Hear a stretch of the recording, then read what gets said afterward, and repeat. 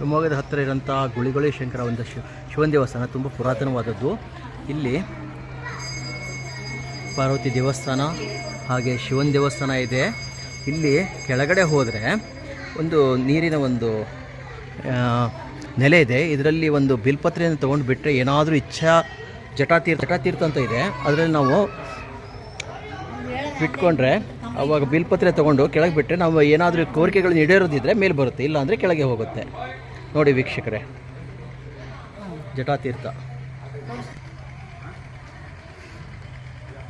ಒಂದು ಸುಂದರವಾದಂಥ ಪ್ರೇಕ್ಷಣೀಯ ಸ್ಥಳವಾಗಿದ್ದು ಮಕ್ಕಳು ಎಲ್ಲ ಫ್ಯಾಮಿಲಿಯನ್ನು ವೀಕೆಂಡಲ್ಲಿ ಬಂದು ತುಂಬ ಚೆನ್ನಾಗಿ ವೀಕೆಂಡನ್ನು ಎಂಜಾಯ್ ಮಾಡ್ಬೋದು.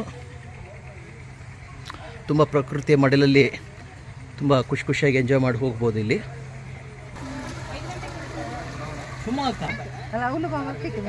ಈ ಗುಳಿ ಅನ್ನೋ ಇದು ಜಟಾತೀರ್ಥದಲ್ಲಿ ಬಿಲ್ಪತ್ರೆಯನ್ನು ಹಾಕಿ ಕಾಯ್ತಾ ಇದ್ದಾರೆ ನೋಡಿ.